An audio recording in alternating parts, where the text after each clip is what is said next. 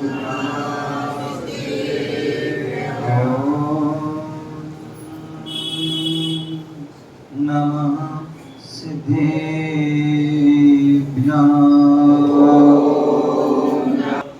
पंच परमेष्टि भगवान की शासन नायक भगवान महावीर स्वामी की जय। परम पूज्य आचार्य भगवान कुंद चंद्र मुनिराज की जय।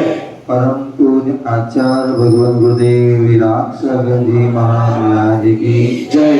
परम पूज्य आचार्य शुद्ध सागर जी महाराज की जय। अहिंसामय विश्व धर्म की जय। तीर्थराज संवेद शिखर की जय। परम पूज्य बंदर श्री विश्व सागर जी महाराज की पुनः भारत देश मध्य भाग मध्य प्रदेश और मध्य प्रदेश में भोपाल नगरी अशोका गार्डन पारसनाथ जिलालय में बैठे हुए हैं।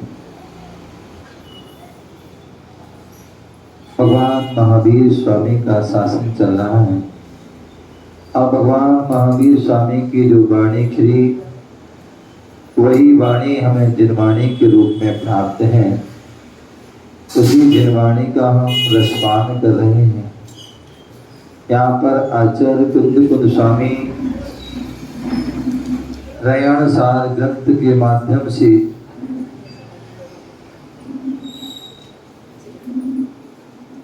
श्रावक और मुनि धर्म का जो है वर्णन कर रहे हैं। यहाँ पर हमने मंगलाचरण के माध्यम से यहाँ पर आचार्य भगवान ने जो बताया था नमिदूण वैष्णवाणम परमपाणम जिणम त्रिशुद्धेने वो छामी रयण सारम सायारण याण धम्बीरम। एक जो है शब्द का यहाँ पर परम पूज्य आचार्य भगवान गुरुदेव विराट सागर जी महाराज जिन्होंने रत्नात्रय बद्री टीका के माध्यम से विशद व्याख्यान कर रहे हैं और हम उसको बड़े मनोभाव से उसको जान रहे हैं। यहाँ पर कल हमने जाना था कि जो अविद्या अनादि काल से हमारे अविद्या के संस्कार हैं और अविद्या के संस्कार के कारण हमारे जीवन में जो 4 महादोष जो हैं पाए जाते हैं और वह 4 महादोष के बारे में कल हम जाना था। वो 4 महादोष कौन से थे? हाँ एक साथ बोलिए। आहार, भय, मैथुन और परिग्रह। ये जो 4 संज्ञा रूप ये दोष हैं ये अनादि काल से जो है हमारे जीवन में पाए जाते हैं और प्रत्येक प्राणी में पाए जाते हैं। कल जो है सागर धर्मामृत में ये बात कही गई थी और उसी बात के लिए जो पंडित प्रवर कह रहे हैं अनादि विद्यानुस्युताम ग्रंथ संज्ञाम पासितम अपार्यंता सागारा प्रायो विषय मूर्छता।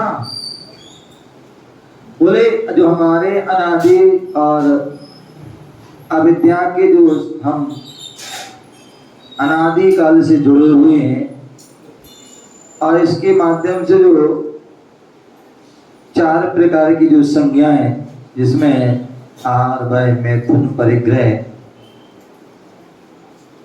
उन संज्ञा व्यक्ति जो है आहार छोड़ सकता है फिर भी भय भी छोड़ सकता है, मैथुन भी जो है छोड़ सकता है, लेकिन परिग्रह को छोड़ना जो है बड़ा मुश्किल होता है। परिग्रह संज्ञा को छोड़ने में व्यक्ति जो है प्रायः सभी असमर्थ होते हैं। क्या होते हैं? सभी असमर्थ होते हैं। विषयों में इतने आसक्त होते हैं, इसलिए इन्हें सागार कहते हैं, इसलिए इनको ग्रस्त भी कहते हैं। इस ग्रंथ में आचार्य भगवान जो भगवान महावीर स्वामी ने कहा है, उसी बात को आचार्य भगवान यहाँ पर जो है, जो जिनेंद्र भगवान के द्वारा कहा गया धर्म, ऐसे वह धर्मी अर्थात जिनेंद्रोक्त धर्म, जिनेंद्र के द्वारा कहा गया जो धर्म है, उसके जो दो प्रकार के आराधक हैं। क्या है? दो प्रकार के आराधक हैं, एक सागार और एक अनगार। यह ग्रंथ जो है उन सागार धर्मी और अनगार धर्मी दोनों के लिए रचा गया है, लिखा गया है। ये शास्त्रकार इस गाथा के माध्यम से, इस मंगलाचरण के माध्यम से बता रहे हैं। इस ग्रंथ में अविधेय इन दोनों के धर्म के बारे में निरूपण किया गया है।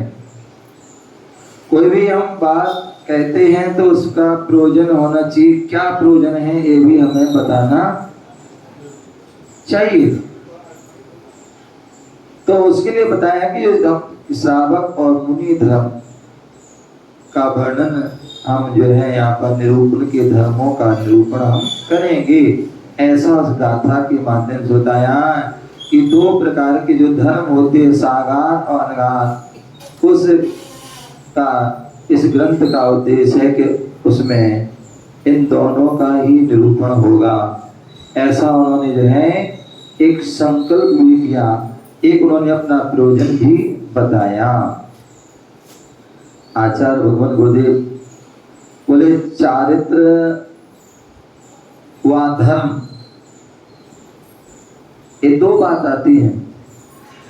बोले मुनि धर्म, श्रावक धर्म, यहाँ देश चारित्र, सकल चारित्र, ये सब क्या है? बोले चारित्र बोलो या धर्म बोलो, ये दोनों ही परस्पर पर्याय हैं। क्या है? ये दोनों ही पर्याय किसकी? धर्म की। क्या है? धर्म की पर्याय।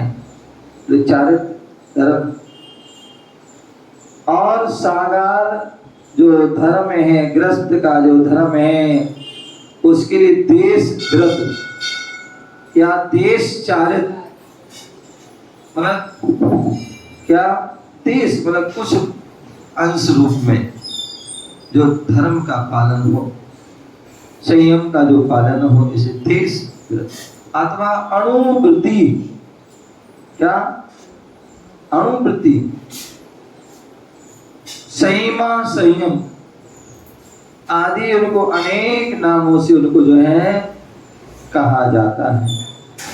तो इसलिए बोले सागार मतलब ग्रस्त धर्म जो देश व्रत हैं, और उस देश रूप चारित्र सकलम विकलम चरणम। आचार्य समुद्रभद्र स्वामी ने रत्नकर साहब का चार में दो प्रकार के चार, सकलम विकलम, सकल चारित्र और विकल चारित्र। सकल चारित्र और विकल, देश चारित्र और सर्वदेश, ऐसे अनेक नामों से जाना। तो यहाँ बोले देश व्रत जो चारित्र है वो श्रावकों का है, अनगार या मुनि का जो है सर्व व्रत, पूर्ण रूप से व्रत होना। क्या होना? पूर्ण रूप से व्रत मतलब व्रत हो जाना, जो चारित्र है वो मुनियों का है। यही दोनों में जो है अंतर है, देश चारित्र और सकल चारित्र। सागार धर्म के संक्षेप स्वरूप को चारित्र प्रावट ग्रंथ है, जो अष्टपावट ग्रंथ है, उसमें एक चारित्र प्रावट ग्रंथ है। उसमें भी आचार्य कुंद गोस्वामी ने एक गाथा के माध्यम से संक्षेप में उन्होंने जो सागार धर्म है उसके बारे में कथन किया है। क्या किया है? पंचे गणोव्ययायम गुरुभ्यायं हवन्ति ते त्रीणि शिक्षा वै चत्तारिया संयम चरणम चाय सायारम। कितनी सुंदर बात।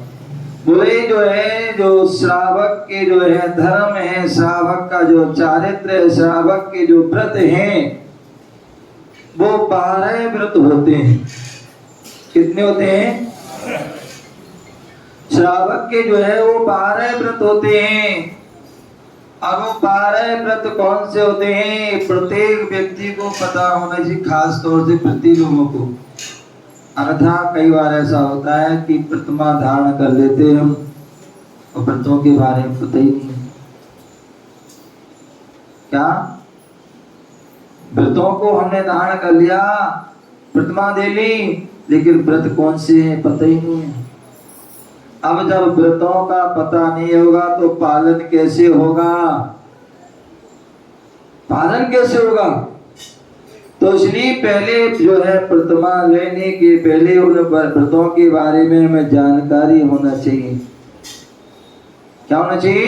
पूरी जानकारी। उन व्रतों को हमें जो है कंठस्थ याद कर देना चाहिए। उनकी परिभाषा, उनके जो भेद, उनकी जो जो है लक्षण, अतिचार, भावना, उन्हें 12 व्रतों को हमें विस्तार से जानना है। तो आचार्य उमा स्वामी मुनिराज ने तत्वार सूत्र के 7वां अध्याय पूरा विस्तार से पूरा वर्णन किया है। पूरे श्रावकों के पूरे 12 व्रतों का विस्तार से वर्णन किया है कि 12 व्रत ये होते हैं और उनमें जो है इतनी उनकी भावना होती है, उनके इतने अतिचार होते हैं, उनके लक्षण होते हैं। वो सारा उसमें जो है उन्होंने वर्णन किया।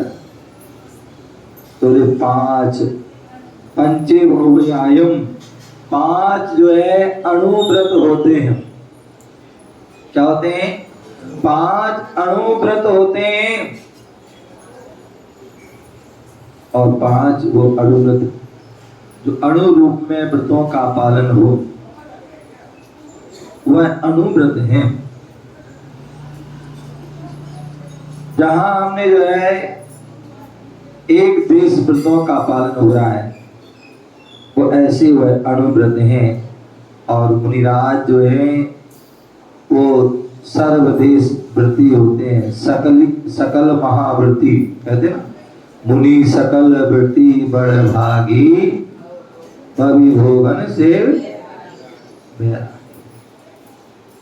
तो जो मुनिराज होते हैं वो क्या होते हैं? सकल महाव्रती, पूर्ण रूप से उन्होंने पापों का त्याग कर दिया है, पूर्ण रूप से व्रतों का पालन करते हैं।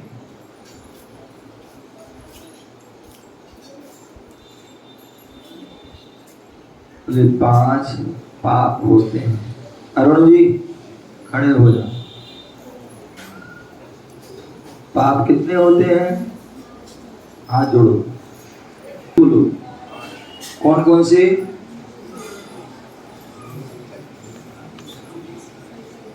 5 पाप कौन से होते हैं? जोर से बोलो, बगल वालों को नहीं बताना है। आप द्वारा बोलो। कितने हो गए? होते कितने हैं? पहला कौन सा है?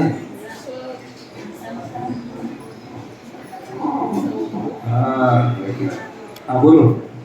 पहला है, जोर से बोलो ना। ऐसा। दूसरा कौन बोल रहा है? पाप लगता है हम। हाँ पहला, दूसरा, तीसरा, चौथा। क्या चौथा कौन सा? बोलो बोलो बोलो। चौथा कौन सा है? चौथा कौन सा है? वो तो 5वां है। खुशी कौन बोला? एक माता ने बोला कि एक माला पी लेना है। तो आगे याद रखिए, बताओ आप याद नहीं होंगे तो पालन कैसे करोगे? जैन धर्म के मूल जो है सिद्धांत है, ये नहीं है तो कुछ भी नहीं है।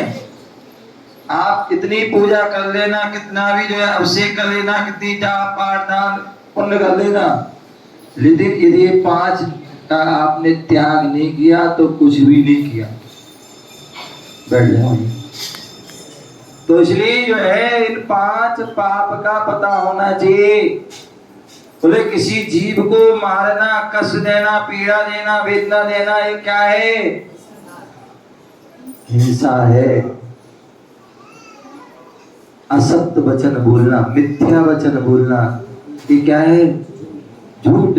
ऐसा वचन नहीं बोलना जिससे किसी के प्राण चले जाएं या किसी को पीड़ा हो या कष्ट हो जाए। और किसी की रखी हुई, पड़ी हुई, भूली हुई, बिना दी हुई वस्तु को क्या करना? हाँ, किसी की तुरंत उठाया या फिर वही, ये क्या है?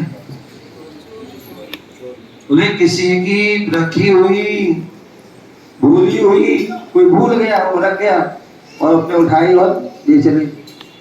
रखी हुई, भूली, पड़ी हुई, पड़ा हुआ। कितने अधिकांश लोग क्या करते हैं, कहीं रास्ते में जा रहे हैं और कुछ भी पड़ा मिल गया, उठा लिया, रख लिया। ध्यान रखना, यदि आप उन्हें 10 रुपया, 100 रुपये, 50 रुपये उठा लिए, ध्यान रखना वो ब्याज के साथ जाएंगे। तो इसलिए जो है जहां पड़ा है वहीं तुम्हें अपने व्रत का पालन करना है, दूसरे के व्रत का मतलब नहीं, पहले अपना स्वयं का पालन करो। बोले महाराज हम तो उठा के जो है मंदिर में डाल देते हैं, तो डबल पाप कर लिया आपने। एक तो चोरी कर लिया, चोरी की वस्तु का दान कर दिया, डबल पाप। क्या हो गया? डबल पाप हो गया। पवन जी, आप घर से मंदिर आ रहे थे और खुदा ना खास्ता आपकी जेब में 100 का नोट था और वो गिर गया और पीछे से जो है अरुण जी आ रहे थे, उन्होंने उठा लिया।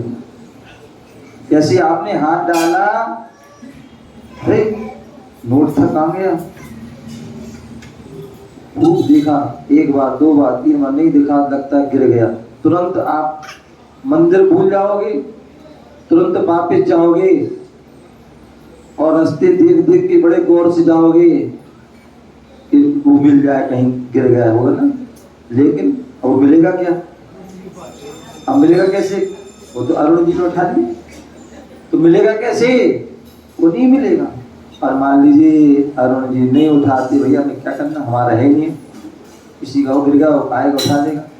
और वहां से नहीं उठाते और ये जाते तो मिल जाता, खुश हो जाते और फिर बड़े उत्साह से मंदिर आते। देखो चमत्कार हो गया, भगवान के दर्शन के लिए जाते, नोट मिल गया।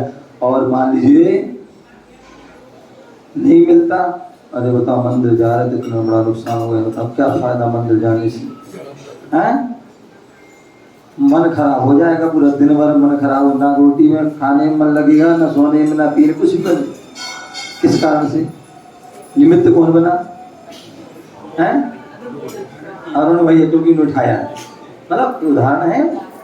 तो वो निमित्त बनेंगे और नहीं उठाया तो वो जो है मिल जाएगा। बोले हमें क्या करना, हमारा ही नहीं, हम क्यों उठाए? तो वो है मिल जाएगा, तो उनकी खुशी होगी और उनको जो है भगवान के प्रति, धर्म के प्रति आस्था। तो कहने का पदार्थ है कि रखी हुई, पड़ी हुई, भूली हुई, बिना दी हुई, क्या बिना हुई थी, रखी है टेबल पर कहीं भी रखा है और आप तुरंत उठा लेते हैं। कोई पूजा कर रहा है, उनकी जो है थाली में द्रव उठा लेते हैं। चाहे तो कोई व्यक्ति तुम्हारा हाथ रोक सकता है, बिना पूछे कैसे उठा ले? क्या रहेगा तुम्हारा? क्या होगा? बेइज्जती हो जाएगी और हो सकता है तुम्हारा गुस्सा आया, लड़ाई झगड़ा नहीं हो जाएगा, उस पर तुम भड़क पड़ोगे, बिना हाथ को रोक दिया, रवि तो लगा, कौन से तुम्हें दौलत उठा रहा था, हैं? अरे कुछ भी उठा रहे थे, पूछ लेते ना, पूछ लेते, वो तुम्हें सम्मान के साथ तुम्हें प्लेट में देता, और तुमने बिना पूछे उठाया तो वो हाथ में से ही छुड़ा लेगा। समझ है ना? तो इसलिए क्या बोले, बिना दी हुई वस्तु को नहीं उठा। परिवार में भी हम रहते हैं, 4 से 5 सबके जो सामान रखा हुआ, और एक दूसरे आपस में क्या कर लेते हो, यूज करते हो। जब तक तुम्हारी उनसे बनती है, जब तक यूज करो कोई बात नहीं, और जिस दिन थोड़ी खटापटी होगी उस दिन सारा पूरा हिसाब निकालेंगे। तुमने इतने दिन से हमारा जो है पेस्ट यूज किया, तुमने इतने दिन से मेरी साबुन यूज की, तुमने इतने दिन से हमारे टॉवल यूज की, तुमने इतने दिन से सारा वो हिसाब निकालेंगे। कायदा ये है, आप करिए कोई काम कीजिए, लेकिन आपस में एक दूसरे कह दो भैया आप हमारी वस्तु यूज कर सकते हो, हैं? और वो दूसरा कह दे भैया आप भी हमारी यूज करो। तो इसमें आपको चोरी का दोष भी नहीं लगेगा, कभी झगड़ा भी। तो एक व्यवस्था है, तो ऐसी रखी हुई पड़ी हुई बोली हुई बिना दी वस्तु को ग्रहण करना ये चोरी है। तो इस प्रकार से जो है हिंसा, झूठ, चोरी, कुशील, कल भी बताया था, ये कुत्सित भाव होना, किसी भी स्त्री को देख करके हमारे पे छोटी हो बड़ी हो आदि जो है उस स्त्री को देख करके बुरे भाव होना, अथवा किसी पुरुष को, युवा को, बालक को देख करके हमारे भाव खराब होना, बुरे भाव होना, वासना जग जाना, वो सब क्या है, कुत्सित, कुशील है। कुत्सित भावना, खोटे भाव होना, विषय वासना के भाव होना, ये क्या है, कुशील है। तो भी पाप है। और उसी प्रकार परिग्रह, अच्छा है आप पूर्ण रूप से इनका त्याग करें सबका, अन्यथा कम से कम जो है उसका अनावश्यक का त्याग कर दो। क्या? अनावश्यक त्याग कर दो। तो ये क्या हो गया, परिग्रह परमाणुव्रत हो जाए। तो इसलिए जो है 5 पाप का हम पूर्ण रूप से त्याग नहीं कर सकते गृहस्थ में रह करके, क्योंकि कहा जाता है यदि गृहस्थ ने पूर्ण रूप से सब त्याग कर देगा ना, तो कोई रोटी की भी नहीं पूछेगा, कोई पानी भी नहीं पूछेगा, दर दर की ठोकर खाना पड़ेगी। अरे गृहस्थ के पास यदि 2 कौड़ी नहीं है तो वो कौड़ी का नहीं है। तो इसलिए उसके पास जो है होना चाहिए, लेकिन अनावश्यक नहीं होना चाहिए। तो इसलिए जो है इन 5 पापों से बचने के लिए स्थूल रूप से पापों का त्याग करना एक अनुव्रत है। इसे देश व्रत कहते हैं, और इसे ही हम संयमा संयम भी, कि कुछ रूप में हमने त्याग किया, कुछ रूप में हमने त्याग नहीं किया, इसलिए संयम भी है असंयम भी। तो इस प्रकार से उन 5 पापों का एक देश रूप में त्याग करना एक देश व्रत हो गए, विकल चारित्र हो गया।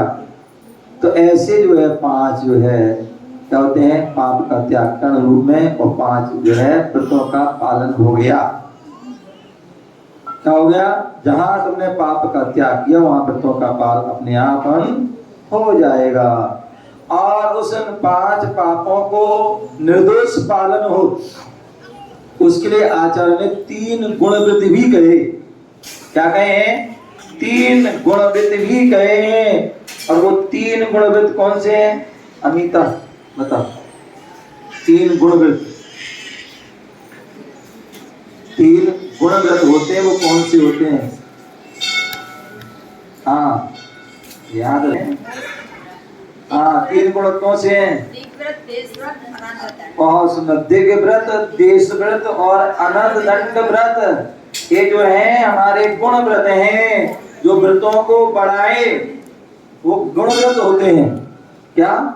जो हमारे जो है गुणों को बढ़ाए वो गुण व्रत होते हैं। जो हमारे गुण कौन है, जो अणुव्रत हमारे गुण हैं उनको बढ़ाने वाले जो है गुण व्रत होते हैं। दिव्य व्रत, देश व्रत, अनंत दंड व्रत, इनकी परिभाषा आगे आएंगी, ठीक है ना। तो ये व्रत होते हैं। दिव्य व्रत जो है मान लीजिए शॉर्ट में 10 दिशाओं की सीमा बना लेना आजीवन की। देश व्रत, दिव्य व्रत, देश व्रत, आप दिन प्रतिदिन अनर्थ के कोई काम नहीं करना। पंखा खुला छोड़ दिया, लाइट खुली छोड़ दी, नल टोटी जो है पानी लिया, जो है छोड़ा छोड़ दिया, ठीक है ना। ऐसे बहुत सारे काम होते हैं, वो अनर्थ के काम होते हैं, ठीक है ना। तो वो नहीं करना। ये क्या है? 3 गुण। 4 शिक्षा व्रत, जो हमें मुनि बनने की शिक्षा दे। क्या दे? जो हमें मुनि बनने की शिक्षा दे, वह क्या है? जो मुनि बनने की शिक्षा दे वो है क्या? शिक्षा व्रत। और ऐसी वह शिक्षा व्रत भी 4 होते हैं। कितने होते हैं? 4 शिक्षा व्रत होते हैं। सामायिक, क्रोधोपवाद, भोगोपभोग और अतिथि संभार। ये 4 जो है व्रत भी होते हैं। और 4 और 3 मिलाकर के 7 जो है क्या हो जाते हैं? ये 7 हो जाते हैं। क्या हो जाते हैं? 7 शील में बाढ़। जैसे एक किसान होता है, क्या होता है? किसान होता है, खेती करता है, और खेती करता है, जब फसल उग जाती है तो उस फसल की रक्षा के लिए क्या करता है? बाढ़ लगा देता है। किसकी? जनरेटों की। इसकी कांटे वाले बंबूरा दिए, वो कांटे जनरेटर चारों लगा दिए, जिससे कोई अंदर ना है। अथवा आजकल लोग बड़े होशियार हो, उसको अलग कर के चले जाते हैं, तो उसके लिए आजकल जो है फिनिशिंग हो जाती है तारों की। क्या होती है? तारों की फिनिशिंग। उसके बाद उसमें भी लोग होशियार हैं, वो ऊपर नीचे कर दिया। तो अब लोगों ने क्या कर दिया? उसमें करंट लगा देते हैं। क्या? करंट लगा देते हैं उसमें, जो अर्थिंग या जो भी कुछ लगा देते हैं, जिससे कि लोग उसमें अंदर ना घुस पाए। समझ गया ना? तो क्यों लगा रहे हैं? क्यों ये सब इतनी प्रक्रिया क्यों कर रहे हैं? जिससे खेत की रक्षा हो। अंततः कोई भी जीव घुस जाएगा और खा लेगा, सारी मेहनत बेकार हो जाएगी। तो इसलिए उसकी रक्षा के लिए क्या करते हैं? उस बाढ़ लगा देते हैं। समझ गया ना? उसी प्रकार जो है हमारे जो महाव्रत रूपी जो है या अणुव्रत रूपी जो संपदा है, खेत है, उस खेत की रक्षा के लिए क्या करते हैं? सप्तशील की जो है बाढ़ लगा दी। क्या लगा दी? सप्तशील की जो है वो बाढ़ लगा दी, जिससे कि आपके वो 5 अणुव्रत हैं वो सुरक्षित रहे। तो इस प्रकार से टोटल कितने हो गए? 12। 5 अणुव्रत, 3 गुणव्रत और 4 याद रखना, पूछ लूंगा कभी भी, ठीक है ना? हाँ, लिख लेना। समझ गया ना? तो इसलिए जो ये 12 व्रत हैं, और ये 12 व्रत किसके हैं? सागार संयमाचरण के अंग हैं। जो सागार जो ग्रस्तों के जो है संयमाचरण, उनका संयम रूप आचरण का ये अंग है। यदि ये हैं तो इनका जो है वो आचरण है, उनका चारित्र है। और ये नहीं है तो वह आचरण का उन सावक का नहीं है। इसी के लिए आचार्य पद्मनंदी पंचविंशतिका में पहले अध्याय के 13वें और 14वें श्लोक में भी बता रहे हैं। आराधते जिनेन्द्रा गुरुसूच विनीतु धर्मैकै प्रतिरुच्चै पात्रेभ्यो दानमपि निहित जन कृते तच्च कारुण्य बुद्ध्या तत्वाभ्यास स्वकीय व्रत रति रमलम दर्शनम यत्र पूज्यम तद ग्राह्य हस्तम बुधाना मित रहित पुनर्दुख दो मोह पासा।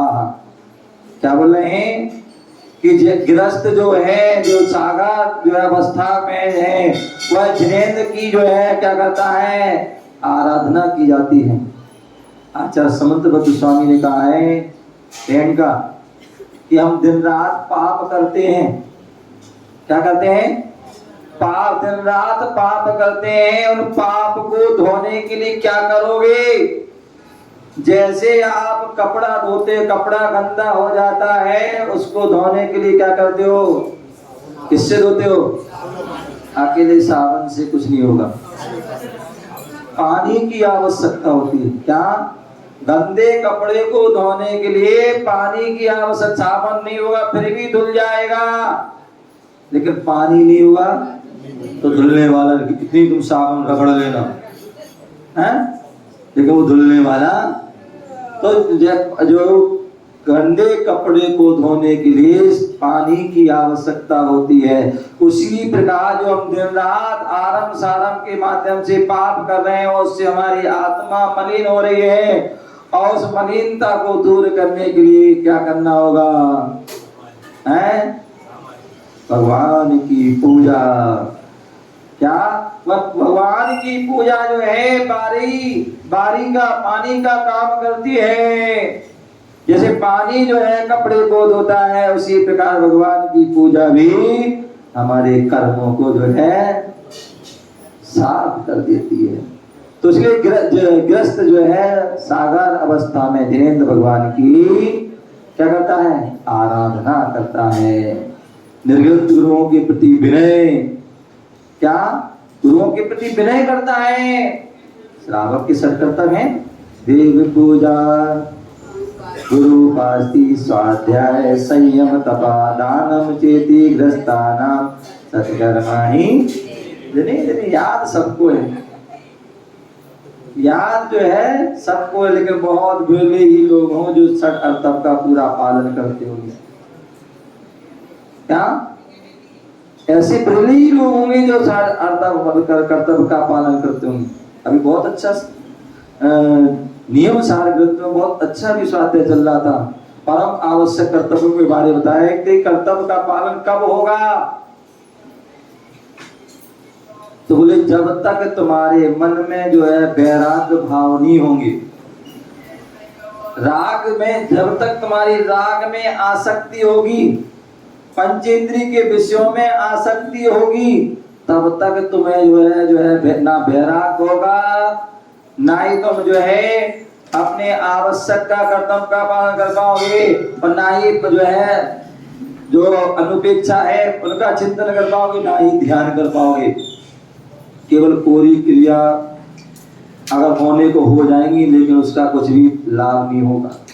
तो उन्होंने कहा सबसे पहले जो है जो राग की वस्तुओं से वैराग होना चाहिए।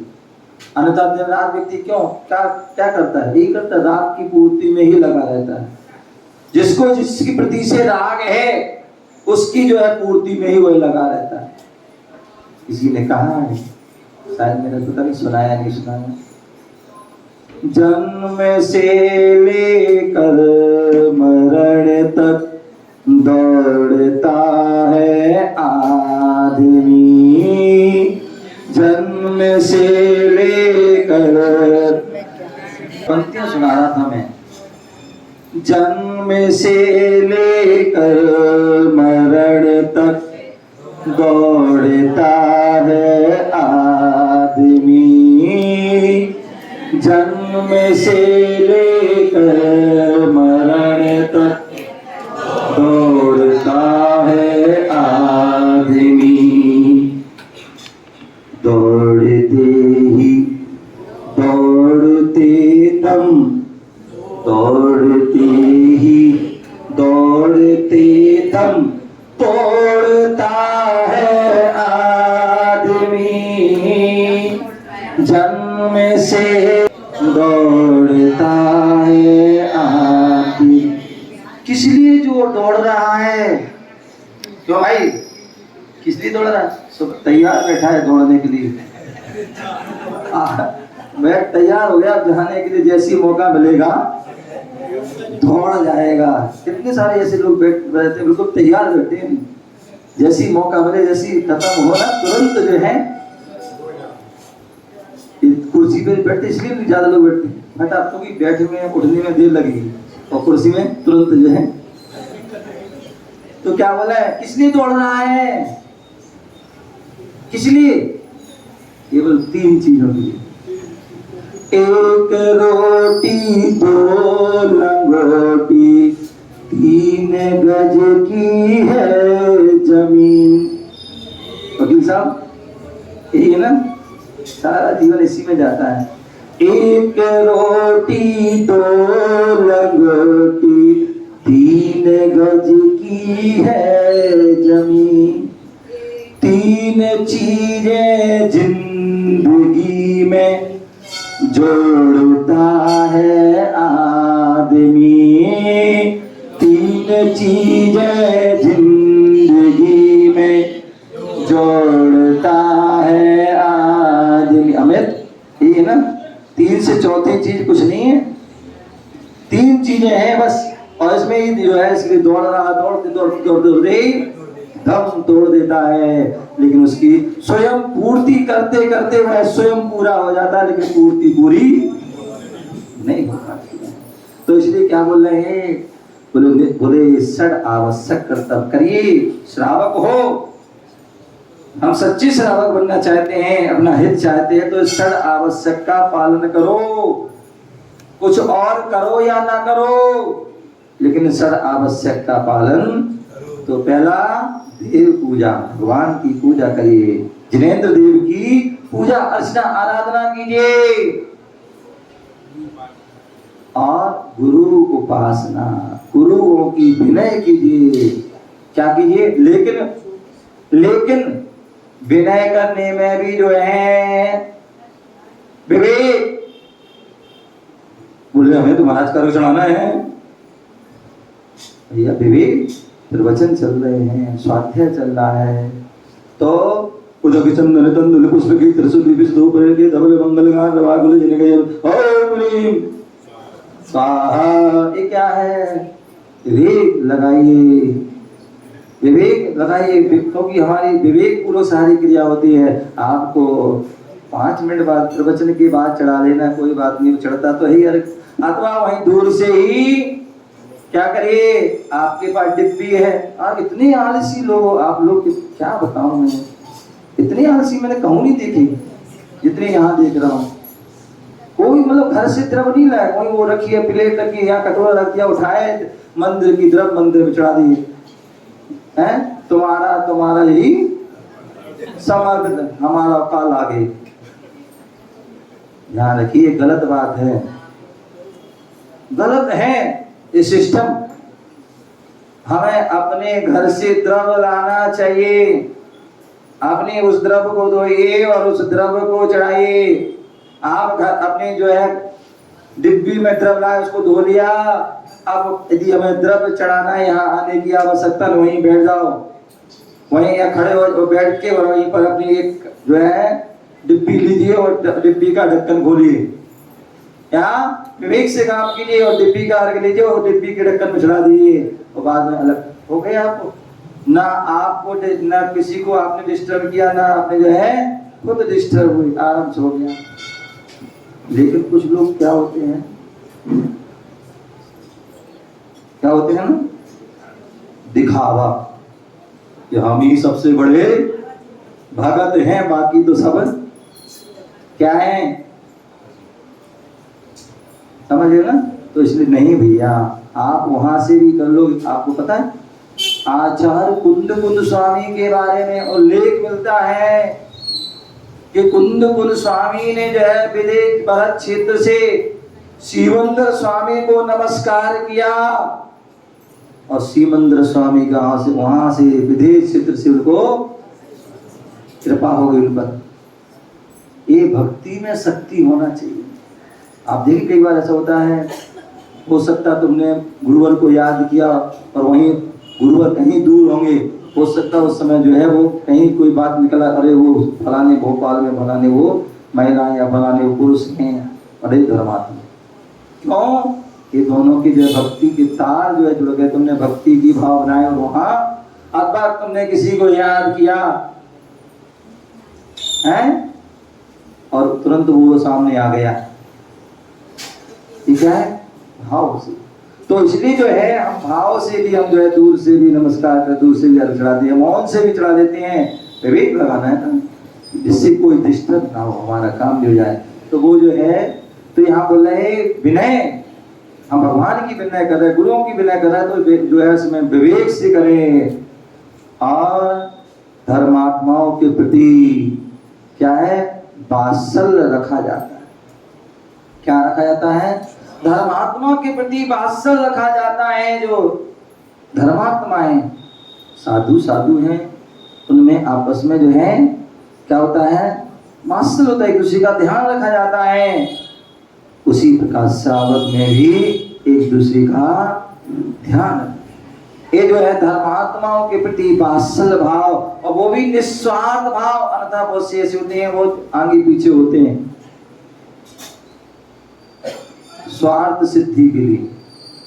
ध्यान रखना, वो आपकी जो विनय, वो आपका जो भाव सही नहीं है। निस्वार्थ भाव, निस्वार्थ भाव, और निस्वार्थ भाव से होगा वो ही सच्चा जो है भाव होता है, और उससे ही हमारा कल्याण होता है। तो धर्मात्माओं के प्रति, अथवा हम क्या करते हैं, अन्य लोगों के प्रति तो वात्सल भाव रखते हैं, और धर्मात्माओं के प्रति हम वात्सल भाव। कभी मैं रास्ते में सोच जा रहा था तो प्रतिदिन देखता हूँ, अरुण जी अपन देखते हैं ना क्या होता है, हम लोग चलते हैं तो साथ में एक वो है श्वान है, पता नहीं उसको पूर्व हो कि संस्कार जो भी है, वो साथ साथ चलने लगता है। अब जैसे ही साथ साथ चलता है, थोड़ी दूर आता है तो उसका एरिया खत्म हो, दूसरे का एरिया चालू हो जाता है। तो फिर क्या होता है, समझदार है, धोबी कुत्ता का देख और जात देत भुरभाऊ। तो वो क्या होता है, दूसरे का जैसी एरिया आ गया, वो जो है भौंकने लगते, उसको सब घेरने लगते हैं। लेकिन वो भी समझदार है, बोले जो समझदार है, बोले हमारी रक्षा कहाँ होगी, बोले मुनिराज के बाद, तो वो मुनिराज के साथ साथ चलने लगता है।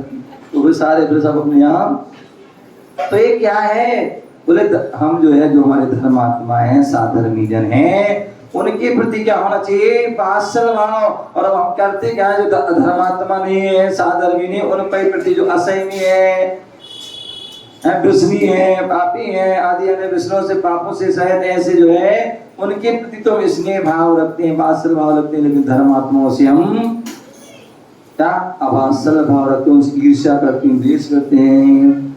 तो नहीं भैया, धर्मात्माओं से प्रीति रखना है, वात्सल भाव रखना है, और सत पात्रों को तथा आपत्तिग्रस्त लोगों को करुणा पूर्वक दान दिया जाता है।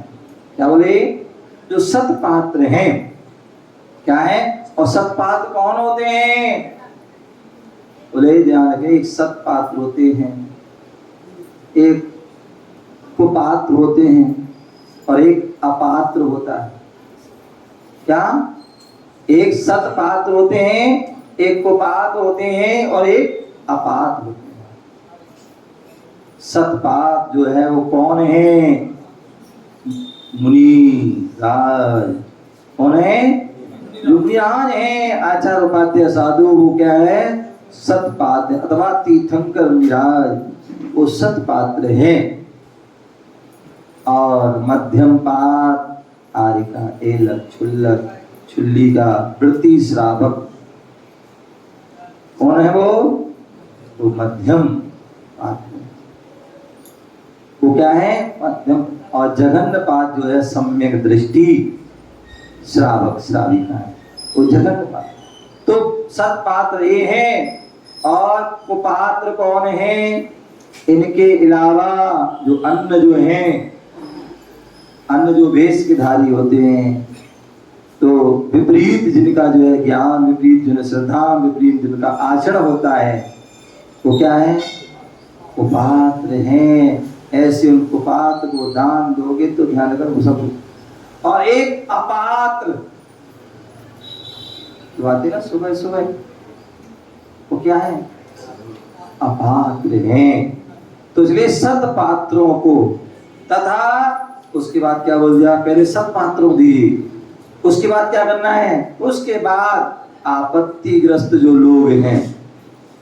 अब आपत्तिग्रस्त जो है कोई भी हो सकता है, इन तीनों के अलावा कोई और भी हो सकता है। और आपत्तिग्रस्त है, आपके अंदर करुणा आ रही है, तो आप उनकी क्या है, यदि आप सक्षम हैं तो उनकी आपत्ति को दूर कर दो। कोई भूखा है, क्या कर दो, उसको भोजन करा दो। कोई बीमार है, उसको दवाई करा दो। किसी के पास वस्त्र आदि नहीं है, उसको है, किसी परेशान है, उसकी परेशानी दूर कर दो। ये जो क्या है, एक करुणादान है। क्या है, सतपात्रों को तो दान दिया जाता है, और जो आपत्ति आदि ग्रस्त हैं, जो अन्य लोग हैं, उनको करुणा दान, दया की जाती है उन पर, दया से उनका सहयोग किया। वो धर्म नहीं है। धर्म वो है जो हम सत बातों करते। मोक्ष मान वो प्रयोजन भूत है। ये तो जो संसार की हमें उपलब्धि प्रदान करे, लेकिन उससे मोक्ष की उपलब्धि प्राप्त हो। तो इसलिए जो आपत्तिग्रस्त लोग हैं उनको करुणा पूर्वक दान देना। मुनिराज भी दान देते हैं क्या? मुनिराज भी जो है आपको उपदेश दे रहे हैं। ये क्या है? ये उनका दान है। और तुम भी दान उनको देते हो हैं? तो परस्परोपग्रह, नहीं तो वो आप लोग कभी सोचने लगे, बोले हम तो डेली मुनिराज को देते हैं, महाराज तो कभी कुछ भी नहीं दिया, एक पेन भी नहीं दिया हैं? तो भैया मुनिराज आपके लिए पेन तो छोटी मोटी चीज है, आपके इतना बड़ा क्या कर रहे हैं?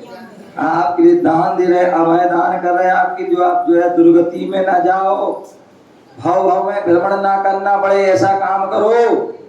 ये आपके लिए वह ज्ञान दे रहे हैं, सबसे बड़ा ज्ञान। तीर्थंकर भी करुणा दान कर, क्या इतना बड़ा दान करते हैं? तो ये सब ये उन्हें वो भी दान करते हैं और तुम भी, तो इसलिए करुणा दान। तत्व का अभ्यास, क्या कहिए? स्वाध्याय था ना, देव पूजा गुरु आरती स्वाध्याय। स्वाध्याय क्या है?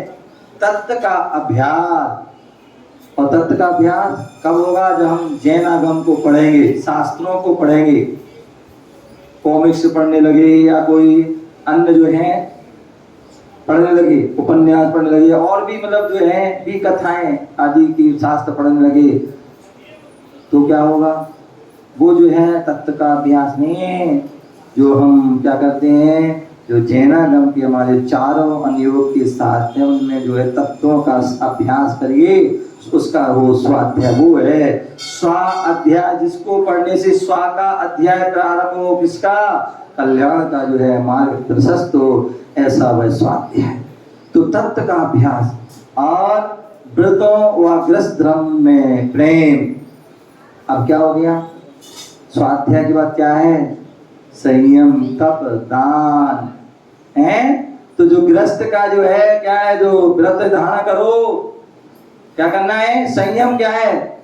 सकल संयम और देश संयम। इस संयम को धारण कीजिए, और संयम धारण करोगे तभी तुम्हारा जीवन सुरक्षित है। जैसे गाड़ी में ब्रेक होता है ना, ऐसी तुम्हारे जीवन में संयम भी ब्रेक होना चाहिए, तभी तुम्हारा जीवन सुरक्षित है। तो इसलिए क्या? व्रत माने संयम, और क्या है? तप। स्वाध्याय, संयम, तप। और जब तुम संयम को धारण करोगे तो उसमें क्या? अपने आप तप आ जाएगा। क्या हो जाएंगे? तप। कभी उपवास कर रहे, कभी एकासन कर रहे, कभी रस का त्याग कर रहे हैं, कभी कोई भी वस्तु का जो मन में आ गई इच्छा जरूरत तो है मन में थी, उसको त्याग। वो क्या हो गया? तप हो गया। और अंत में गृहस्थ का जो धर्म है वो क्या है? दान। तो ऐसी वह व्रतों व गृहस्थ धर्म में प्रेम एवं निर्मल सम्यक दर्शन का धारण। ये जो सारे काम करो, लेकिन कैसे करना? निर्मल सम्यक दर्शन होना चाहिए, श्रद्धा होना चाहिए, आस्था होना चाहिए, विश्वास होना चाहिए। यदि आप इनको पूर्ण रूप से करोगे, आपका जो दर्शन है, श्रद्धा है, आस्था, वो शुद्ध पूर्वक आप क्रिया करोगे, तभी वो सफल होगी। अन्यथा आप कितनी भी षड कर्तव्य भी करते रहोगे, लेकिन श्रद्धा है ही नहीं है, तो उसका जो है कोई काम का नहीं है। तो इसलिए इस निर्मल सम्यक दर्शन का धारण भी करना जरूरी है। और ये सब किए जाते हैं, तभी लोग क्या होता है? विद्वानों के द्वारा भी आदरणीय होते हैं, पूजनीय होते हैं। अन्यथा हम मोह में लगे रहे, राग में लगे रहे। मनोहर जी, क्या मोह राग में लगे रहे तो क्या होगा? कोई चतुर्गति संसार में क्या करोगे? भ्रमण करते रहो, भटकते रहोगे और दुखों को भोगते रहोगे, कर्मों से ग्रसित बने रहोगे, और यही चतुर्वृत्ति संसार रूप भ्रमण चलता रहेगा। और हमें उससे बचना है। तो इसके लिए मोह और राग को कम करना है और उसको करने के लिए श्रद्धा पूर्वक, आस्था पूर्वक, विश्वास पूर्वक, रुचि पूर्वक इन सब कर्तव्यों का पालन करना है।